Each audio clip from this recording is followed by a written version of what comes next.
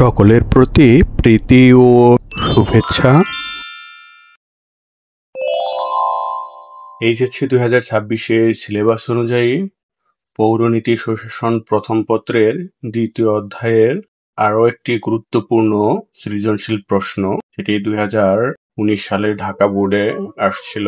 এরকম একটি প্রশ্ন এবং তার উত্তর নিয়ে আজকে কথা বলবো। তো চলুন প্রথমেই উদ্দীপকটি দেখে নেওয়া যাক। উদ্দীপকটি সাজানো হয়েছে একটি সার্কেলের ভেতরে প্রশ্নবোধক চিহ্ন ব্যবহার করে এবং তার চারপাশে বেশ কিছু শব্দগুচ্ছ ব্যবহার করা হয়েছে। সেগুলো হচ্ছে আইনের শাসন, স্বচ্ছতা, অংশগ্রহণমূলক, জবাবদিহিতা, দায়িত্বশীলতা, দক্ষতা। এখানে যে শব্দগুচ্ছগুলো ব্যবহার করা হয়েছে সেই শব্দগুচ্ছগুলো মূলত সুশাসনের সাথে সম্পর্কিত। আমরা প্রশ্নগুলো দেখে নেই, তারপর একে একে উত্তর আলোচনা করা যাবে। মূল্যবোধ কি? স্বাধীনতা বলতে কি বোঝো? চিত্রের প্রশ্নবোধক চিহ্নিত স্থানে কি বসবে? উদ্দীপকে বর্ণিত বৈশিষ্ট্য ছাড়া এটির অন্যান্য বৈশিষ্ট্য ব্যাখ্যা করো। ঘ নং প্রশ্নটি হচ্ছে উদ্দীপকে যে বৈশিষ্ট্যটি ইঙ্গিত করা হয়েছে তা প্রতিষ্ঠার সমস্যা বাংলাদেশের প্রেক্ষিতে আলোচনা করো। এখন আমরা এক এক করে উত্তরগুলো জেনে নেই। ক নং প্রশ্নের উত্তরটি এমন হতে পারে: মূল্যবোধ বলতে মানুষের সেসব চিন্তা ভাবনা, লক্ষ্য, উদ্দেশ্য ও সংকল্পকে বোঝায় যা তার সামগ্রিক আচার আচরণ ও কর্মকাণ্ডকে নিয়ন্ত্রিত ও পরিচালিত করে। এরপর খ নম্বর যে প্রশ্নটি রয়েছে, স্বাধীনতা বলতে কি বোঝো, সেটির উত্তর এমন হতে পারে: সাধারণ অর্থে স্বাধীনতা বলতে নিজের ইচ্ছা অনুযায়ী যে কোনো কাজ করাকে বোঝায়, কিন্তু প্রকৃত অর্থে স্বাধীনতা বলতে এ ধরনের অবাধ স্বাধীনতাকে বোঝায় না।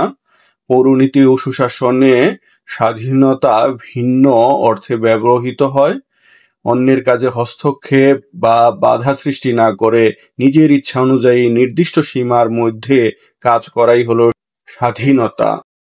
অর্থাৎ স্বাধীনতা হলো এমন সুযোগ সুবিধা ও পরিবেশ যেখানে কেউ কারো ক্ষতি না করে সবাই নিজের অধিকার ভোগ করে। স্বাধীনতা ব্যক্তির ব্যক্তিত্ব বিকাশে সহায়তা করে এবং অধিকার ভোগের ক্ষেত্রে বাধা অপসারণ করে। এরপর যে গ নম্বর প্রশ্নটি ছিল সেটি হচ্ছে যে চিত্রের প্রশ্নবোধক চিহ্নিত স্থানে কি বসবে?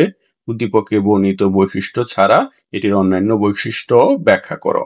এর উত্তরটি এমন হতে পারে: চিত্রের প্রশ্নবোধক চিহ্নিত স্থানে সুশাসন বসবে। সুশাসন হলো অংশগ্রহণমূলক, স্বচ্ছ, দায়িত্বশীল ও ন্যায়পরায়ণ শাসন ব্যবস্থা। সুশাসন আইনের শাসন নিশ্চিত করে এবং অর্থনৈতিক, সামাজিক ও রাজনৈতিক অগ্রগতিকে প্রাধান্য দেয়। সুশাসন নাগরিক অধিকার নিশ্চিত করে এবং রাষ্ট্রের সমৃদ্ধি বৃদ্ধি করে। চিত্রে অংশগ্রহণমূলক, আইনের শাসন, জবাবদিহিতা, দক্ষতা, দায়িত্বশীলতা, স্বচ্ছতা দ্বারা সুশাসনের বৈশিষ্ট্যকে নির্দেশ করা হয়েছে। এসব বৈশিষ্ট্য ছাড়াও সুশাসনের আরও বৈশিষ্ট্য রয়েছে, যেমন সরকারের বৈধতা, সুশীল সমাজের ভূমিকা, ক্ষমতার বিকেন্দ্রীকরণ, গণমাধ্যমের স্বাধীনতা, সাম্য, সংবেদনশীলতা, লিঙ্গ বৈষম্যের অবসান প্রভৃতি সুশাসনের অন্যতম বৈশিষ্ট্য।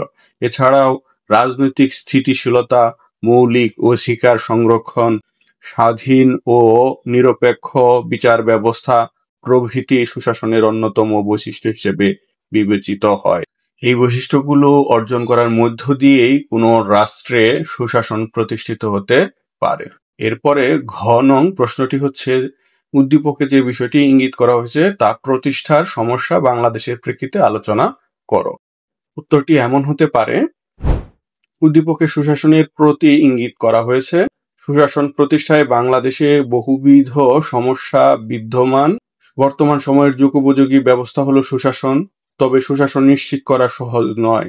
এটি প্রতিষ্ঠা করতে গিয়ে একটি রাষ্ট্রকে বিভিন্ন বাধা অতিক্রম করতে হয়। বাংলাদেশও তার ব্যতিক্রম নয়। সুশাসন প্রতিষ্ঠায় একটি অন্যতম সমস্যা হলো দারিদ্র্য। দারিদ্র্যের কারণে জনগণ শিক্ষা ও উন্নত জীবনযাপন থেকে বঞ্চিত হয়। বাংলাদেশের অধিকাংশ জনগণ দারিদ্র্যের শিকার। দুর্নীতি সুশাসন প্রতিষ্ঠার ক্ষেত্রে অপর একটি বড় বাধা। বাংলাদেশে দুর্নীতি একটি সামাজিক ব্যাধির মতো ছড়িয়ে পড়েছে। সুশাসন প্রতিষ্ঠায় আরেকটি সমস্যা হলো গণতান্ত্রিক রাজনৈতিক ব্যবস্থার অভাব। বাংলাদেশে গণতন্ত্র প্রচলিত থাকলেও তা সুসংহত নয়, যা সুশাসনের অন্তরায়। দক্ষ ও গণতান্ত্রিক চেতনায় উজ্জীবিত নেতৃত্ব ছাড়া সুশাসন প্রতিষ্ঠা করা যায় না। আর বাংলাদেশে এই ধরনের নেতৃত্বের সংকট রয়েছে। সুশাসন প্রতিষ্ঠায় গুরুত্বপূর্ণ শর্ত হচ্ছে আইনের শাসন। বাংলাদেশে আইনের শাসনের অভাব বিদ্যমান রয়েছে।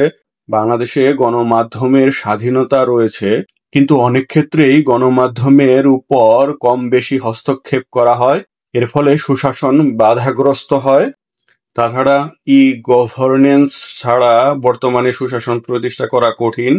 আর বাংলাদেশে এখনো গভর্নেন্স সম্পূর্ণরূপে প্রতিষ্ঠিত হয়নি। উপরের বিষয়গুলো ছাড়াও বাংলাদেশে নাগরিক অসচেতনতা, কর্তৃত্বমূলক অবকাঠামো, প্রাতিষ্ঠানিকীকরণের অভাব, স্থানীয় শাসন কাঠামোর দুর্বলতা প্রভৃতি সমস্যা রয়েছে। এইসব সমস্যা বাংলাদেশে সুশাসন প্রতিষ্ঠায় অন্তরায় হিসেবে কাজ করছে। প্রিয় ভিউয়ার্স, আজকের পর্বটি এ পর্যন্তই। আশা করি পর্বটি ভালো লেগেছে। পর্বটি ভালো লাগলে অবশ্যই লাইক, কমেন্ট, শেয়ার করতে ভুলবেন না। আর যদি এখনো আমার চ্যানেলটি সাবস্ক্রাইব করে না থাকেন, অনুগ্রহপূর্বক সাবস্ক্রাইব করে নেবেন।